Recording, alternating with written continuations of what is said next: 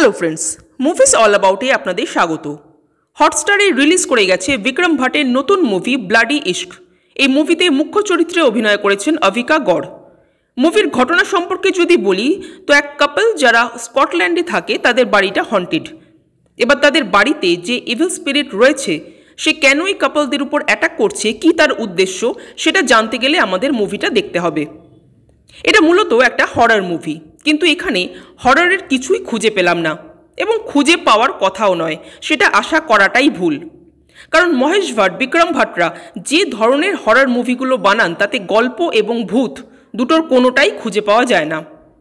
প্রথমে যদি আসি গল্পের কথায়, তো তাদের মুভিতে একটাই গল্প হয়, কোনো একটা কাপল যারা বিদেশে থাকে তারা কোনো না কোনো ইভিল স্পিরিট দ্বারা আক্রান্ত। শেষে জানা যায় এই ইভিল স্পিরিট জীবিত থাকাকালীন হয় নায়কের প্রতি নয়তো নায়িকার প্রতি অবসেস ছিল, কিন্তু কোনো কারণে তার মৃত্যু ঘটে এবং মৃত্যুর পর অতৃপ্ত আত্মা নায়ক নায়িকার উপর বদলা নেয়। এই হলো মহেশ ভাট, বিক্রম ভাটের সমস্ত হরর মুভির মোরাল স্টোরি। এর বাইরে তারা আর কিছুই বানাতে পারেন না।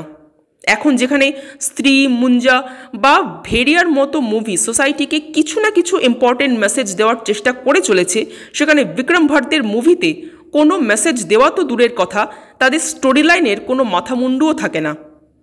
তাদের মুভিতে তিনটে জিনিস কমন: নায়ক নায়িকার বিদেশে বাসস্থান, ভূতের সঙ্গে ট্রায়াঙ্গল লাভ স্টোরি এবং অবধারিতভাবে কিছু অ্যাডাল্ট সিন। এই তিনটে জিনিস ছাড়া ইনাদের হরর মুভি কমপ্লিটই হয় না। আজকাল হলিউডও কিন্তু হরর মুভিতে অ্যাডাল্ট সিন দেখানো প্রায় বন্ধই করে দিয়েছে, কারণ তারা কন্টেন্টের উপর জোর দেয়।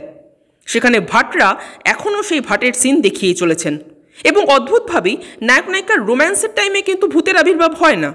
ভূতও বোধহয় নায়ক নায়িকাকে রোম্যান্স করতে দিয়ে চাটা খেয়ে রিল্যাক্স হয়ে তবেই আসে আর কি। যাই হোক, তো এবার যদি আসি ভূতের কথায়, তো ইন্ডিয়ান মুভির ভিএফএক্সও হলিউড মুভিকে টেক্কা দিতে পারে, সেটা কিন্তু কালকি মুভিটা আমাদের দেখিয়ে দিল। সেখানে দাঁড়িয়ে এই ব্লাডি ইশকের ভিএফএক্স এতটাই জঘন্য হয়েছে যে বলবার নয়। না মানে বুঝলাম যে বাজেট কম, ওটিটির জন্য বানানো, তাই বলে এই রকম? এ তো মনে হচ্ছিল ছোটোবেলায় যখন আহাত দেখতাম না, সেখানে যে ধরনের লো বাজেটের ভূত দেখাতো, কোনো মতে মেকআপ করে চালিয়ে দেওয়া, একদম সেরকম মনে হচ্ছিল। মানে এতটা খারাপ ভিএফএক্সের কাজ কি করে হতে পারে? আসলে তারা জানেন যে তারা কি বানিয়েছেন, সেই জন্যই বড় পর্দায় রিলিজ করার সাহস না দেখিয়ে যেমন তেমন করে হোক ওটিটি রিলিজ দিয়ে দিল।